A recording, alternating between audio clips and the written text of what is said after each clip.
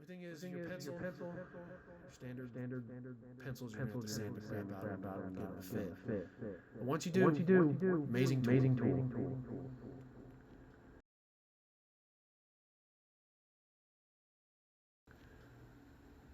So now it's time to work on these fins.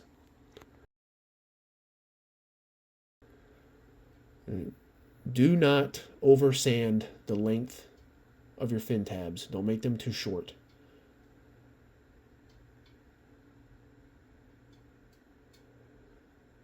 So we're gonna take some old 400 grit. We got these all grouped together and lined up. You can use a clamp if you need to. I'm just freehanding it because I'm a bad boy. See, I'm gonna hit it just a little bit, just kind of flatten them out, but I'm not gonna do it too much. Just maybe kind of lighten up that laser burn mark. That's it. I don't want to take off too much there and make them too short. It's gonna be a lot of extra work to get that fixed.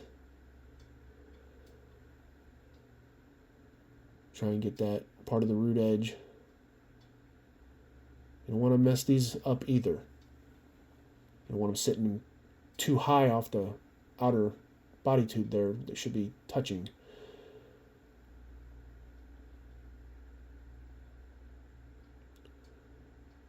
You don't want to mess up your measurements of your fins. Now, I guess if your tabs were too short, you sanded them too much, you could probably sand these and maybe try to make them a little bit longer. Basically, the tabs would be longer because this part right here and that other part would be shorter. But you'd make your fin smaller, and that might throw off the aerodynamics. I think it was Apogee that had a way to correct fin tabs that are not long enough. I might have to go check their website. And of course, we're going to get rid of all those nibs,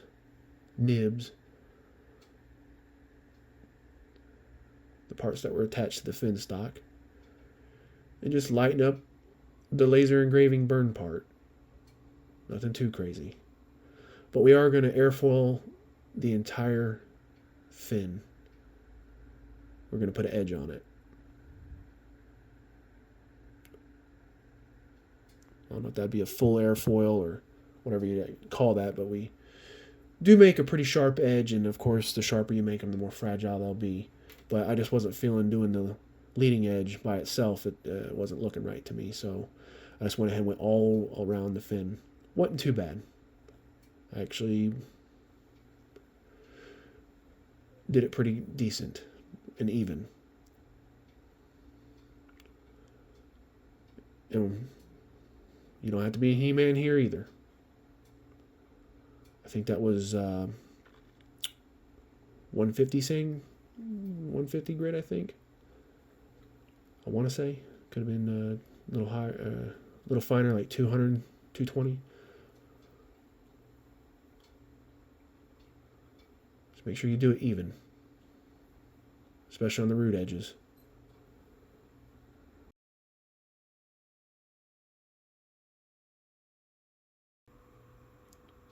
So, these two I already did. Already did the shaping of them. And they're pretty even. Not 100%. But, not bad for what I can do. Didn't take me too long. Wasn't an all-nighter. You can see the difference.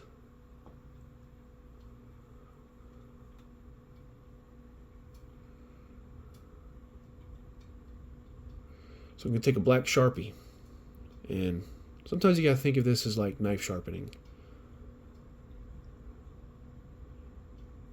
Because what we're going to do is, as we're sanding, we're basically going to be erasing that black. And once that black is gone, then you know you're even. You should eventually just have a thin black line right down the middle. And then no black line. It just did not show up through the paint. So it's okay to do that. Old 220. It's got it laying flat on the desk. Of course, you can use a sanding tee. And don't sand that tab. Try not to hit it at all at this point.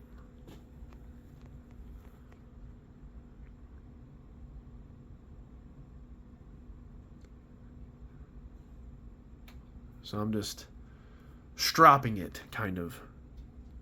I'm not going into it, I'm going away from it. And just kind of curling over, which you'll see me do. And of course it makes like little burrs, fuzzies, woodies, whatever you want to call them. And now I'm just going to kind of curve this way to do the edge. Just take my time and do this. Methodical. Slow, methodical.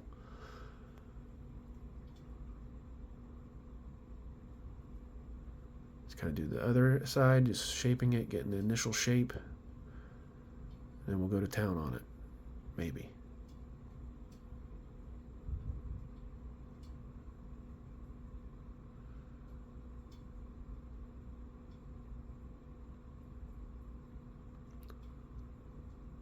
Don't want it too sharp, but don't want it too steep or too round. You just want, I don't know, I guess a decent shape, which, as you saw with my other two, what I'm going for. Of course, after this, we'll put the old sanding sealer on there. Let them sit overnight.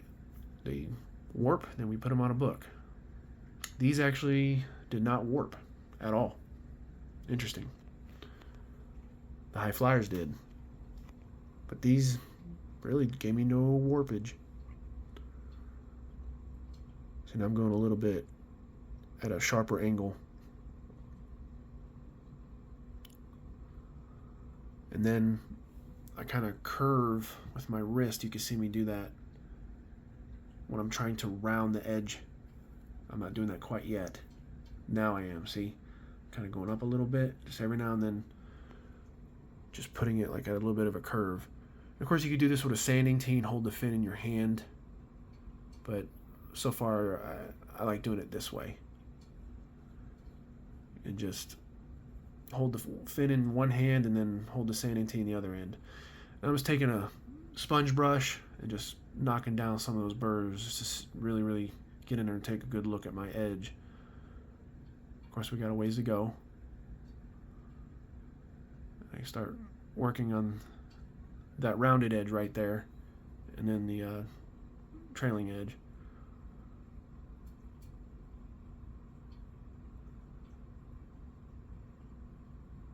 Just until that black's gone, until it looks even, especially with the other fins. Again, so now we're just curving it around that rounded edge.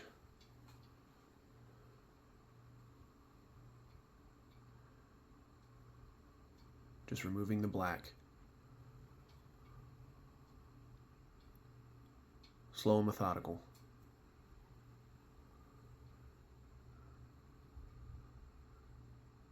Probably would not want too rough of sandpaper, and definitely don't want to press too firmly so you don't take off too much with each pass. Of course, with the rougher sandpaper, it'd be a lot rougher. There's probably nothing stopping you from starting out rough and then getting more fine grain. And every now and then you just want to stop and just check and see how uniform it is with your other fins.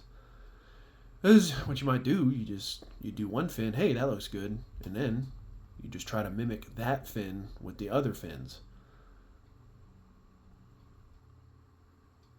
And if you decide to airfoil them and this is your first time,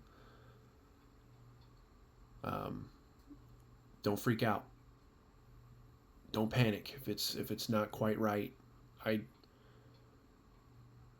It might not fly come perfectly straight, and if you put a camera on there, it might spin. But pretty much as long as it just flies up, that's what you want. And of course, you can even get airfoil jigs or make them yourself. There's probably ways that you could 3D print them or buy them. I know North Coast Rocketry sells them. And I know this because I bought some. And in a future video, I'll be trying them out. Basically doing a review on them. And now we're just fine tuning.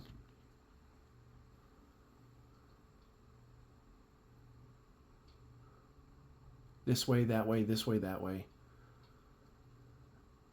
Yeah, you might want to sand with the grain. At least when you're flattening it out. When you have it flat, not the edge. And let's check it.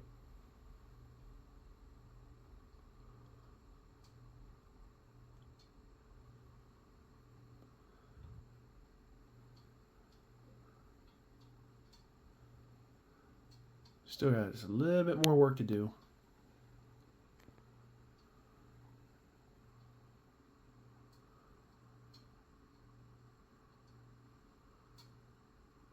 See, now I'm trying to just kind of round it over so it's not as sharp. So I'm going a little bit more steep and putting that curve with my wrist on it.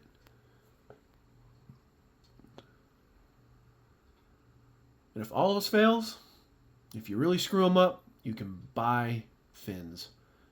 And you can, I think there's several different rocket companies that sell plywood upgrades. So if you really screw it up, you could probably just go ahead and upgrade. Plywood's a lot stronger, but heavier. Heck, you can even probably buy a new kit. You can get it on sale somewhere. You can usually get it for around, I don't know, let's say a good price would be $20 to $25. With or without shipping, I'd say. Or you just buy some balsa stock. You can trace them out and cut them out yourself again.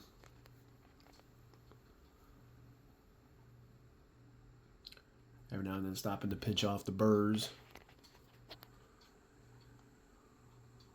Because it's the direction that I'm sanding them in. You can go towards the fin or away from the fin.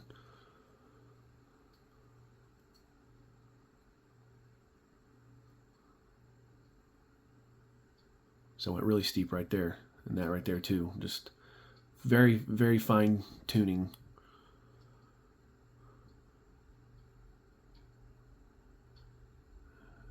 And at this point I'm pretty satisfied. But this is about how long it took to do each fin.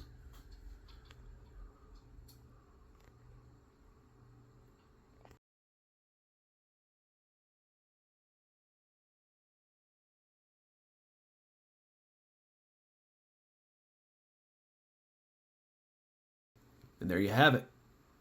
Finished product, all three. Yeah, there's still a little bit of black showing, like a very, very thin edge.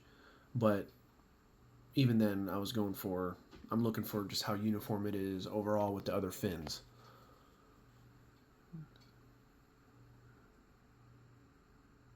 Checking to make sure I didn't make any too short, or maybe they got warped, maybe I bent them, but they didn't.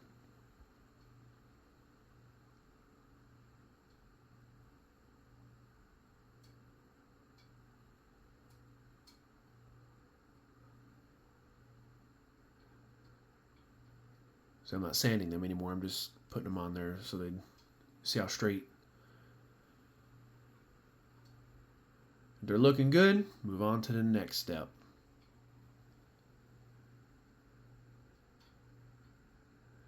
And that would be adding some filler, some sanding sealer, which we're using. I think this was either DAP or Gorilla Glue wood filler. And of course, when you do that, we're going to tape those off. We're going to tape the tabs off because we're not going to fill those. There's no reason, because if you put the filler on there, it could make them too thick for them to fit into their slot.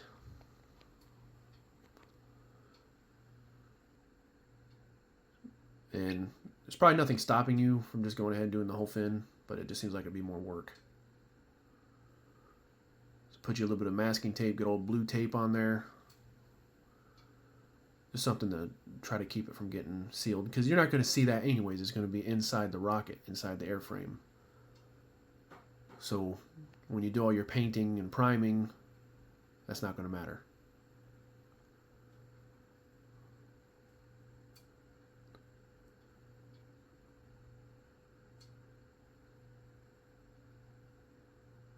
The paint scheme on this rocket's pretty easy. It's just orange and black for me. I chose to go orange.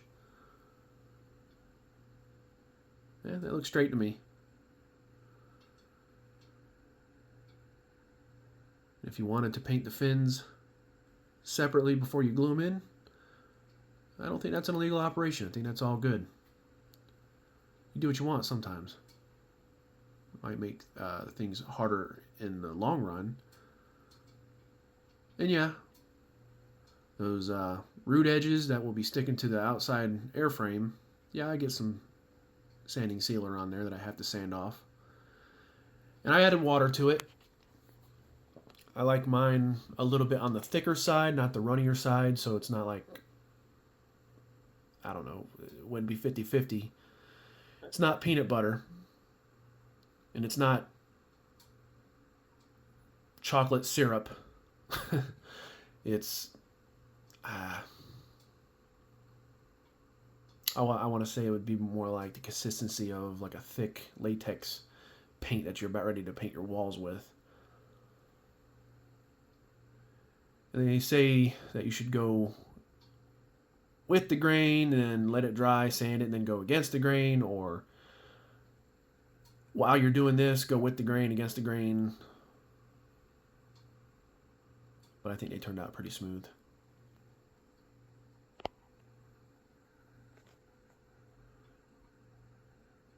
And the good thing about using this kind is that everything's washable. So if you want to save that brush, you want to save that cup, you can. Just wash it with good old water. The universal solvent, right? Science.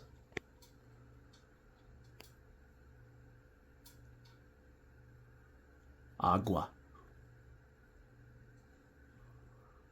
Wasa.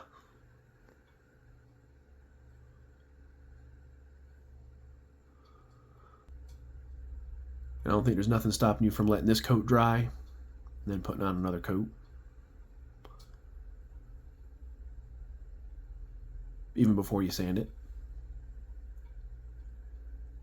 Or put one coat on, sand it, put on another coat. With the grain, against the grain. A grain of salt. From the tears that you'll have when it's stuck in a tree. It's good. It's all good. It's good. There's an up-close shot for you. And here's all three done. And I got them leaning up against a box. There's other ways of having them set up to dry. Of course, this is the next morning. And look, that's still that consistency even after a night. And our next favorite thing is to sand them some more. And as you can see, I got quite a bit on the edges there. But nothing on the root edge, what we had taped off. So that came out okay. See, we're going to have to sand that again. So it's going to have to lay flat against the airframe.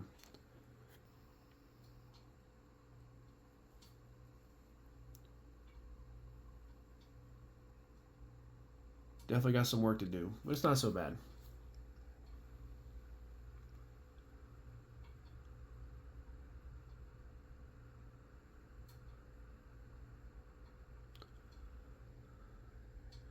And the thing about masking tape is that if you stick masking tape to the sticky side of masking tape, I'm convinced that it kind of fuses together, because it definitely did not want to come apart. I've actually got to cut it here so I can get a hold of an edge to actually pull it apart.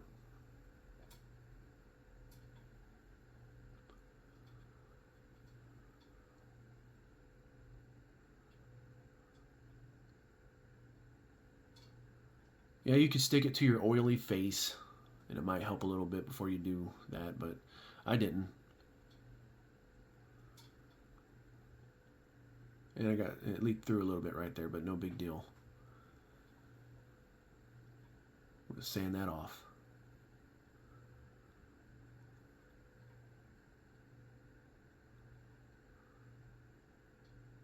So we started sanding.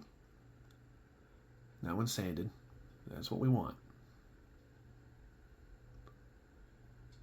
Now I went a little too shallow, where it looks like there's not even any sealer there. But it's nothing stopping you from putting a little bit of extra primer on there. The whole point of doing is so you don't have to put a lot of primer and paint to fill in the grain, because it's just going to soak it up.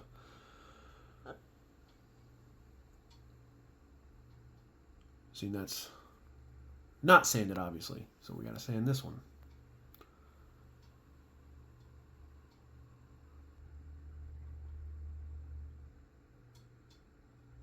I'm not sure. This is either 400 or 320 grit sandpaper. And see the way I'm doing it right there? That's one way you could take your sanding tee and actually shape the fins. But I'm using it to just sand the sealer off.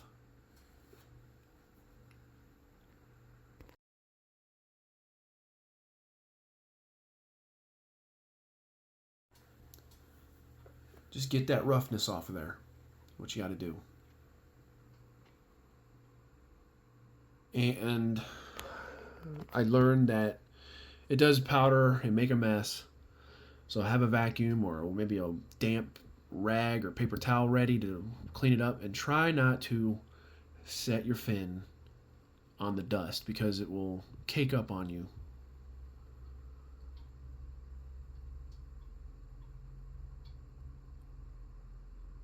And you can't really tell until you brush it off or blow it off. Air duster, air compressor, mouth, whatever. And it's kind of makes an illusion to see, oh man, there's a big old chunk of sand here still. And then you're sanding, but you're actually going too deep. Or it's just throwing it off and not sanding flat because you're sanding over that caked up part. So you just take your fingernail, scratch it off, or just don't lay it into that, like you see that pile back there on the cutting mat. Don't lay it on there. Try not to. Clean up after yourself, right? Unless we're too busy making rockets, we just got to be slobs. I don't know.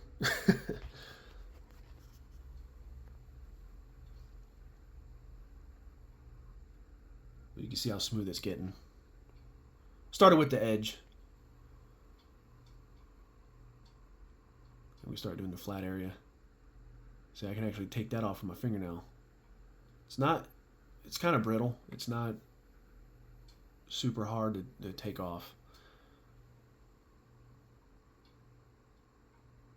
See, some of that's actually coming off, just flaking off with my fingernail. See how I set it down flat to get that?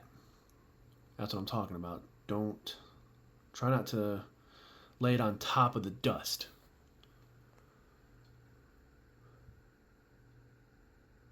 So you're sanding, cleaning, sanding, cleaning.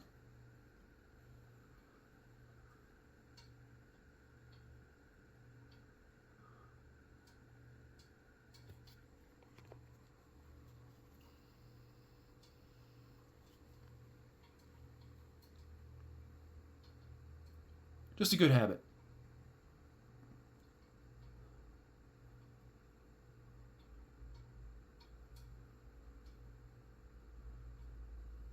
Even taking the brush to it might not show you exactly what's all sanded. So you might still want to dust it off with an air duster, blow it off.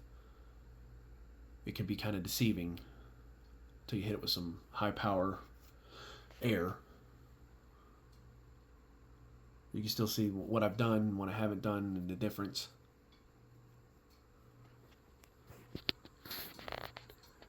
Probably doing all 3 fins didn't take me more than 30 minutes.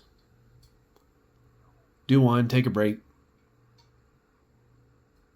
Do one, take a break. Unless you just really got to get it done.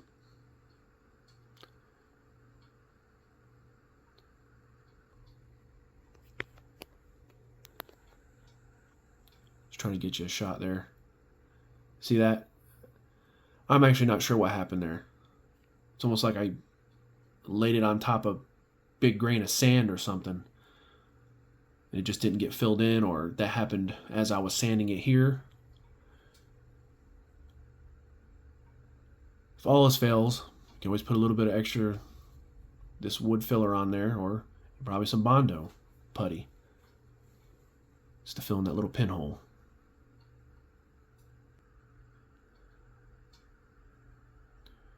Usually when I'm doing the more tedious parts of the builds, I've got music going or a movie going in the background, just something to keep the ambiance.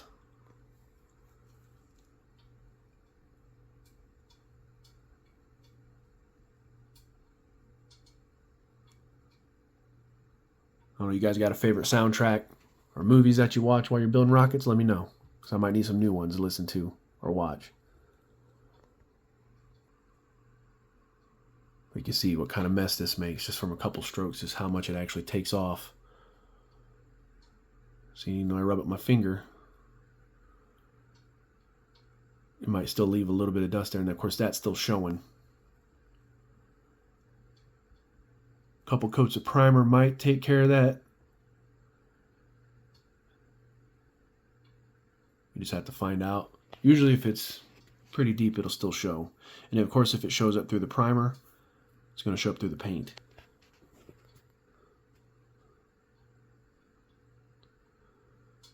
Just get those nice and flat, smooth. Especially the sharp angle there where the root edge meets the tab.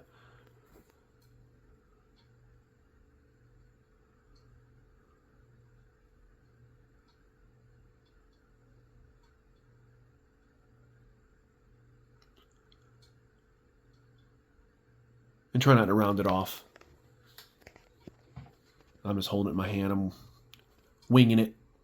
If I was to round it off, that would have been my fault. It's because I wasn't holding it at somewhat a 90-degree angle. But it didn't.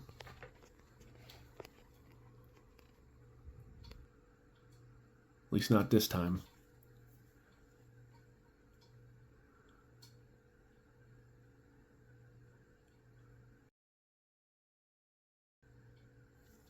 All right. And as you can see, that's one side still looking rough.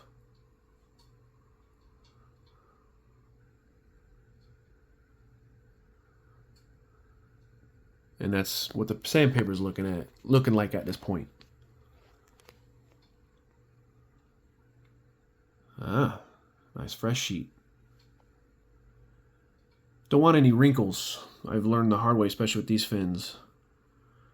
You don't want any wrinkles that are in the sandpaper because they can cause scratches and gouges in the wood itself, and even the sealer, the wood, and you won't even really notice it until you go to primer it. And where did these come from? And for all I know, maybe that's where that little pinhole came from.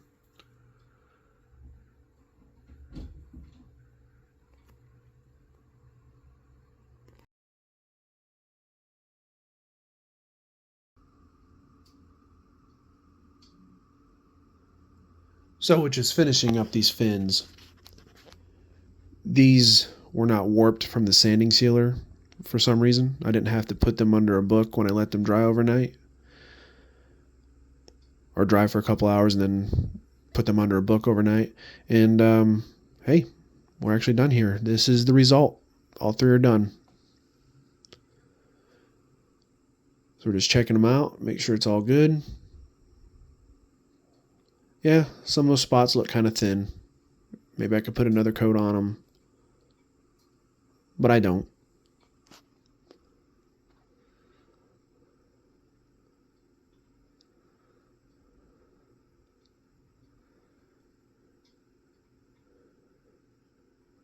Make sure you clean them off after this. Clean your work area. Don't be a slob. And look at there. We're fitting. That's what we want. We want to make sure that they still slide in and out of those slots just fine. Because next up is the motor mount. We pretty much got to do this all in one shot. Put the motor mount in. Put our glue where we want them for the centering rings. And then put our fins in. Alright, so here's what we're going to do. We're going to take a dowel rod or a stick, whatever your favorite one is. We're going to measure. Alright, we're going to measure. We know that this is the front end. This is the aft end. Okay. I've already marked this dowel rod. Okay. So I know that this is approximately where the middle centering ring is going to be. Okay. I know that's where my thumbs, I know this mark is where my thumb's going to be. Okay. My centering ring is going to be just about there. So I know that I'm going to have to put glue at least this far inside the body tube. Okay. And that's going to, when I do shove this in, it's going to create its own fillet. Okay. So what we are going to do is that once I shove this in, okay, and that gets to just about hitting its glue, I'm going to take a smaller stick, one of these bad boys right here. I'm going to put a little bit of glue right there. Put a little bit of glue right there.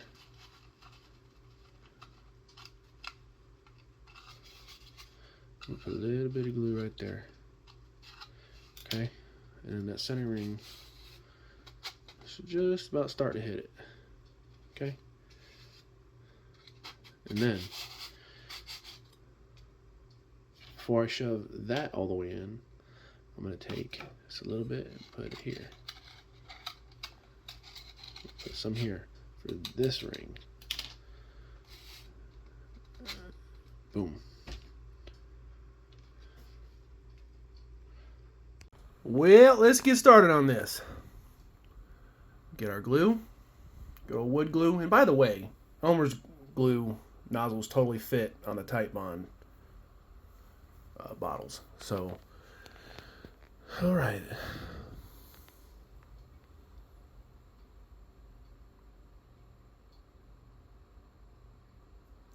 Get everything clearing out of the way, because it's now or never, do or die. Full commit mode.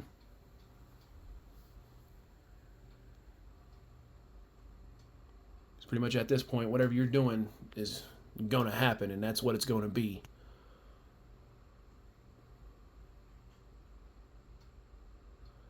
So that's how far it's going to go in. Yeah, I got that second mark on the dowel rod. Whatever. I wind up using the skewer, the barbecue skewer anyways, for the second ring. But I'm just putting it in there. So this is the band for the forward centering ring. I'm going to put it in judiciously, let's say that. Very liberally. I don't even know if that's the right word, judiciously. I'll get it all around. Don't want it to be too thin, because remember, working with wood glue, it'll seize up on you if you don't have enough on there. Just dries right up. And then you got your motor mount sticking halfway out. You know, maybe take a look down the tube, see what it's looking like. And of course, we're going to try not to get it everywhere. Try to be somewhat accurate with it. So All right, here we go. We've done all our fitting. This is it. So get it to right about where that centering ring's starting to go in. So we're still, I guess we're still not touching them.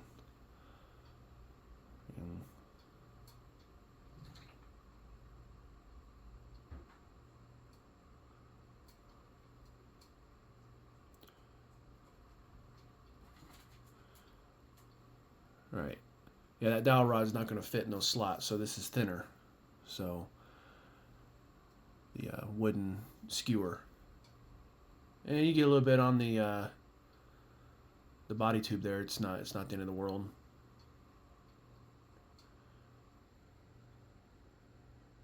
And we're not going to be able to go all around the tube. We're just going to pretty much go where the slots are.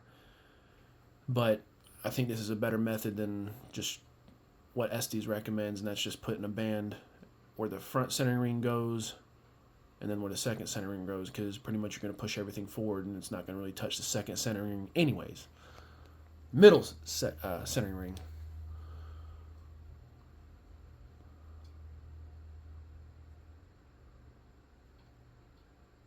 Might go around it twice, maybe 3 times, just to where you're satisfied.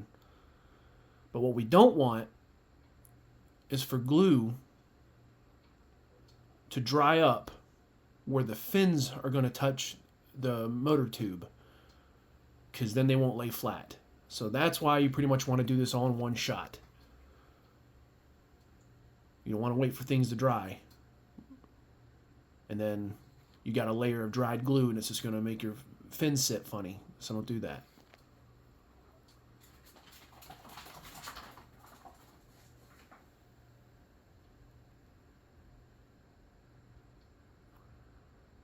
And you might even put it in there, maybe give it a little bit of a twist.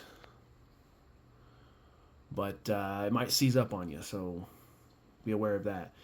And the aft centering ring is not quite flush with the aft end of the body tube when I put it in. All right, so now I got it right about there. Ooh, see, it started to touch. Snagged up on me real quick, but I was able to save it. All right, especially this area, that's what I'm talking about. You want to try to keep this clean, because that's where the fins are going to go, in between the second and the third, the aft ring.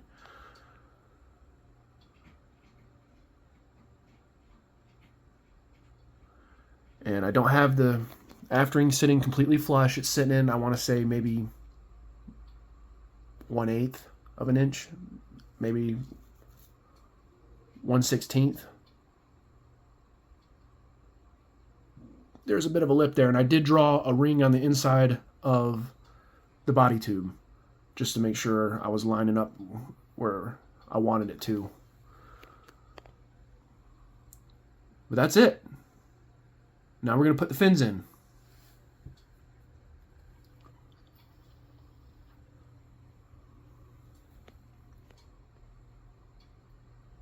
The damage is done.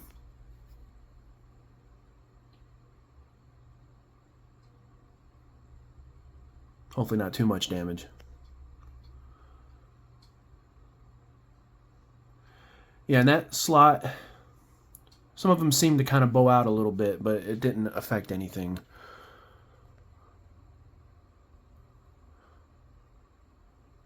Yeah, you could put some glue here.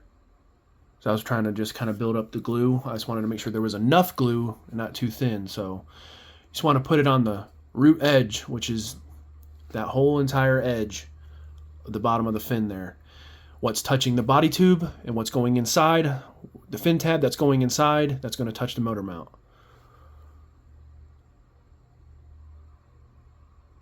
Put you a pretty decent bead.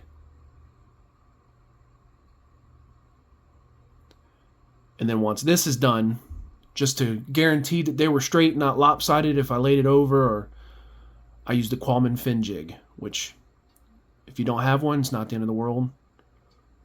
This isn't the only way to build this rocket or through the wall fin style rockets.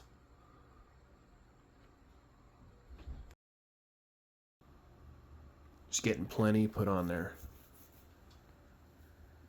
You don't have to be ridiculous with it, where it's dripping everywhere, but you want to be pretty thick. All right, here we go, moment of truth.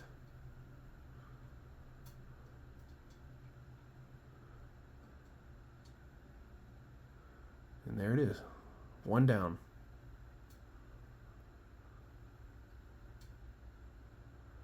And then you rinse and repeat on to the next one.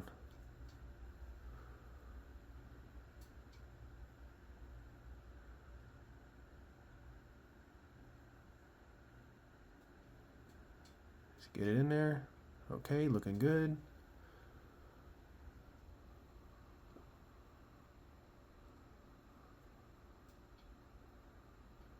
Then for the final one.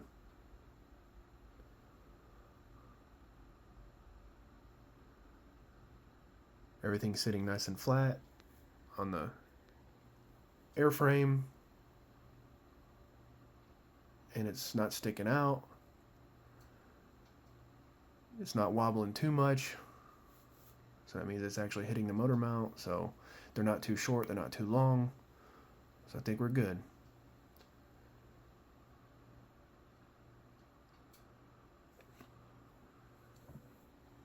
Okay, I'm satisfied with that. So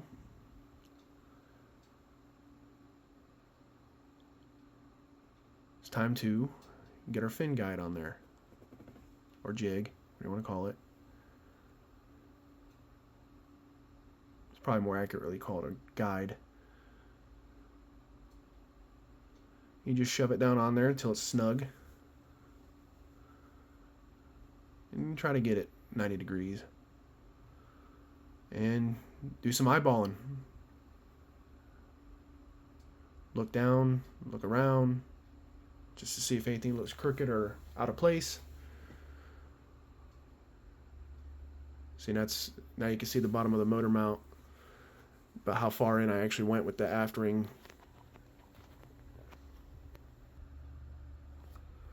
Just trying to get you a shot there, how straight it might look, if that looks straight to you at all from that angle. But it did wind up working good. Oh, there's the high flyer in the background. All right. See if we can get a good look at the bead glue that was formed. Yeah, it's there. Not perfect, but it's there. So it worked out. All right. Look at those fillets. Already dried. Fillet time. Definitely. Got to strengthen them regardless.